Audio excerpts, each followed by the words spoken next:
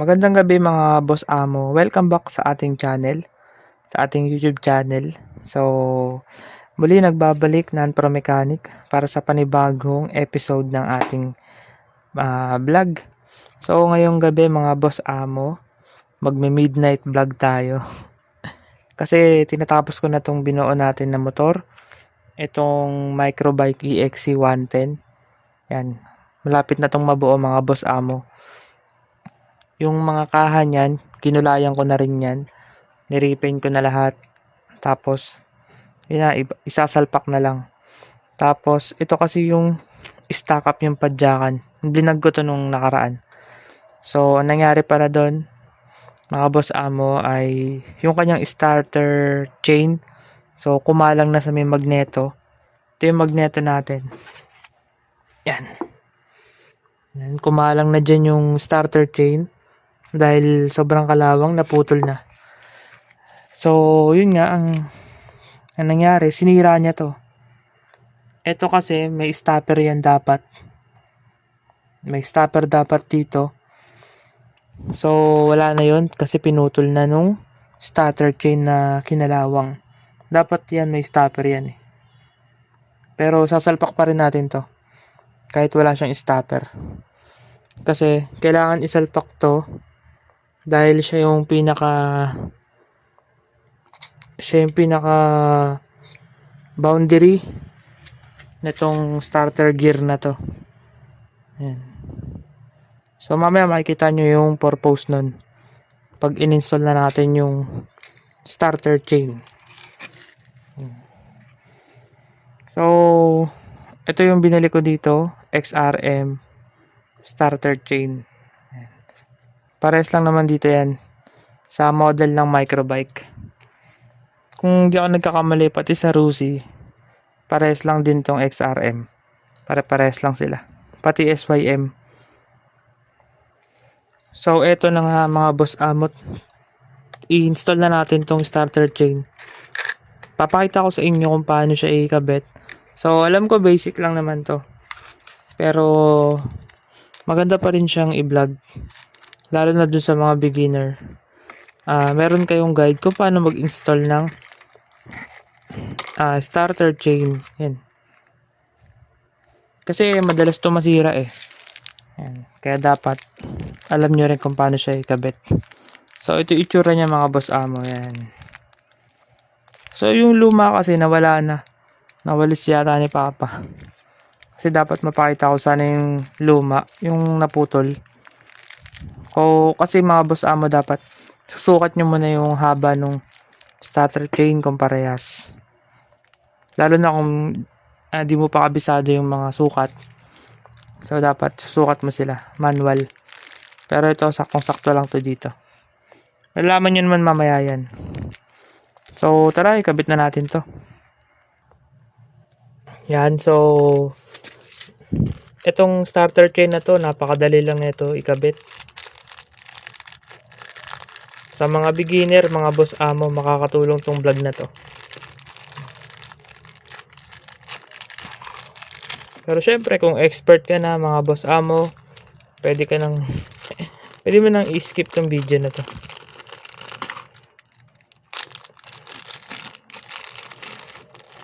Yan. So, ito na yung ating starter chain. So, napaka-basic lang nito mga boss amo. Ito mga boss amo. So, ganito yung position na gagawin natin dito. Yan. Itong may oil seals, nasa labas siya. Tapos itong walang oil seal, nasa loob. Bali pa ganyan yung kabit natin. Tapos, meron pa rin ditong gear. Yan. Pag ganito naman siya. Pag ganyan yung salpak. So, tara, salpak na natin siya. Yan. So, yan mga boss. Sasalpak na natin yung ating starter chain. Tapos yung gear. Yan. Parang sprocket lang siya. Diba?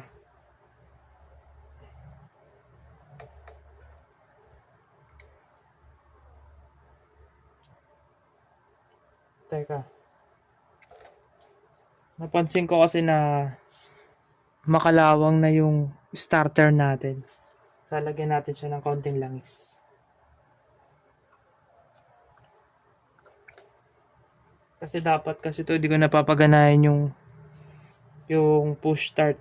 Pero sayang, nakabaklas na rin naman siya. So, paganahin na rin natin. Kaya binila ko rin siya ng starter chain. Yan mga boss amo, ganyan lang ang pagsalpak. Sabay mo lang silang ikakabit para di ka mahirapan. Yan. Tapos, dapat mga boss amo, dapat bago nyo siya ikabit, nandito na yung mga chain guide. Ayan o. May chain guide dyan sa gilid. Goma. I-close up ko sa inyo. Ito. Yan. Importante yan. Yung mga goma na yan. Okay? Okay, so next natin to. Yan. Next natin yan. Ito kasi yung pinaka-stopper nito eh. Yung gear. Kaya kailangan nakalagay talaga siya.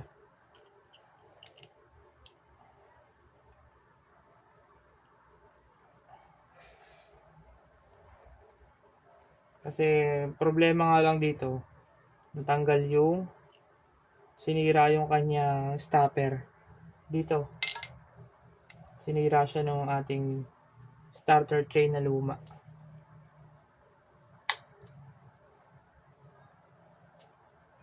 Yan. Dapat medyo, huwag masyadong mahigpit para hindi siya ma-lost thread. Tapos, next natin, yung kanyang magneto.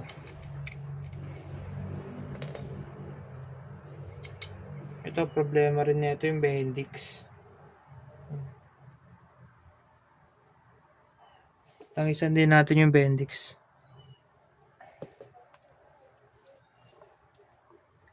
Kailangan kasi may plate yung mga Bendix. Kasi pag i-stack up yung Bendix, mga Bendix drive na to, hindi rin gagana yung push start.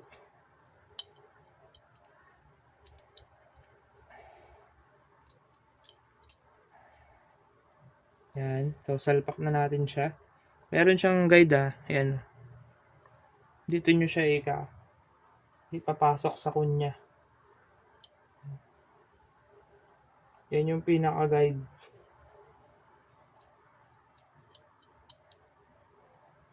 Okay, so salpak natin siya.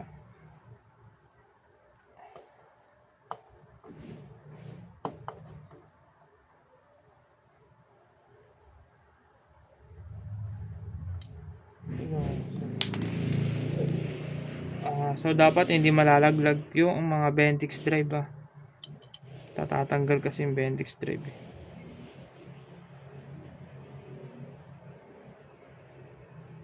Gagawin natin, i-ibay natin yung posisyon ng magneto. Iaangat natin. Yan. Kasi nahuhulog yung mga Bendix drive para hindi siya mahulog. Ay, mali pala. Dapat pala. Nasa baba pala dapat. Mali. Dapat nasa baba pala yung kunya.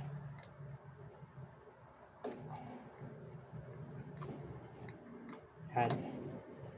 Tapos, lagay ulit natin yung mga Bendix drive. Bendix drive or Bendix.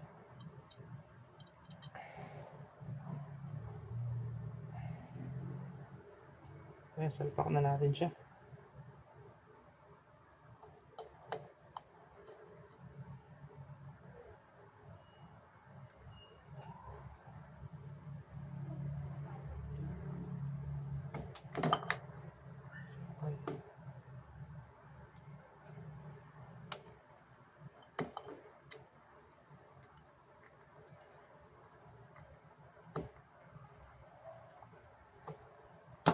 Yun. Ayos. So, yan. Tapos, syempre, huwag kakalimutan yung lock dito. May lock to guys ha. Ito. Yan. Lagay mo siya dito. Ito. Kailangan may lock yan. So, lagay na natin siya. Kung makalimutan nyo ito ilagay ha. Makakalas yung ano nyo. Starter chain. Ganun lang kasimple guys. Ayan. Ganyan lang kasimple. Ilalagay nyo lang to. Circlip. Ayan. Tapos, next mga boss amo, yung nut. Ito yun. Wala natin lagyan ng nut yan. Madali lang magbalik ng magneto eh. Mahirap magtanggal. Siyempre, lalak natin siya gamit ang 14. Hindi na ako pwede magbaril ngayon mga boss kasi bagay pwede pa rin siguro. Taglit lang naman eh. Babarilin natin siya para ano, para malak agad. Hindi ko na pala siya babarilin. Hindi ko na siya gagamitan ng impact range. So, mano-mano na lang tayo. Yan mga boss. So, mano-mano tayo. Kasi kailangan ito mahigpit eh.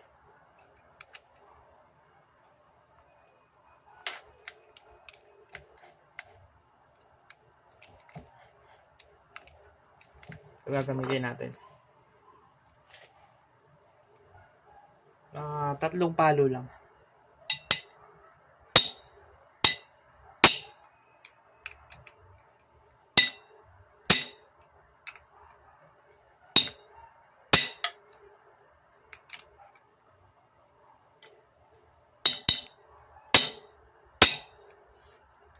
Yan. Goods na yun. Maingay kasi gabi na. Tapos, syempre, yung ating stator. Yan. Sasalpak natin yung stator.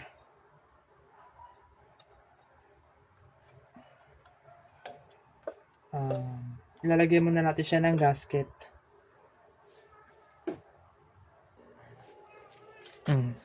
So, ito yung gasket na ikakabit natin. Bago natin ikabit yung gasket, lagyan natin ng langis yung starter chain. Para smooth.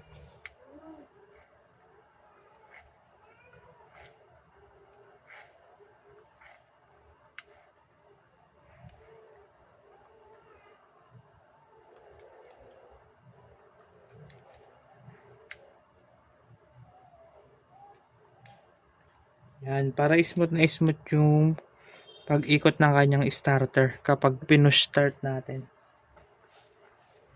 Alright, so pwede na natin tong ikabit yung magneto cover natin. Lagay muna natin yung gasket.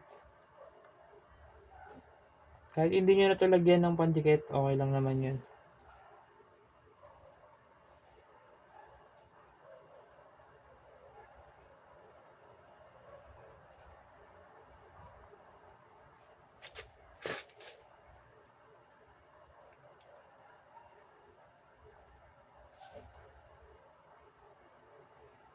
Yan mga boss.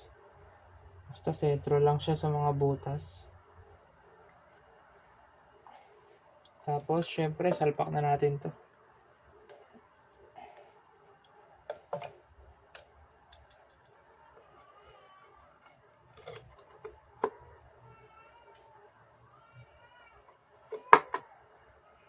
Yun no? Ay mali. Ito pala mga boss amo, dapat nakakabit siya.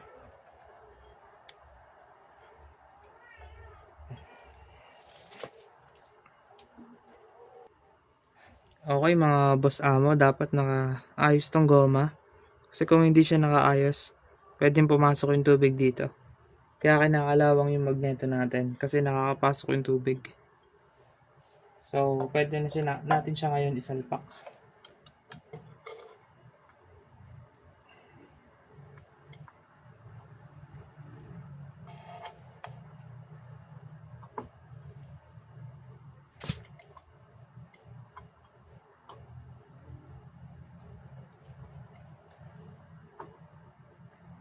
Yan. Siyempre, lagay natin yung mga tornilyo.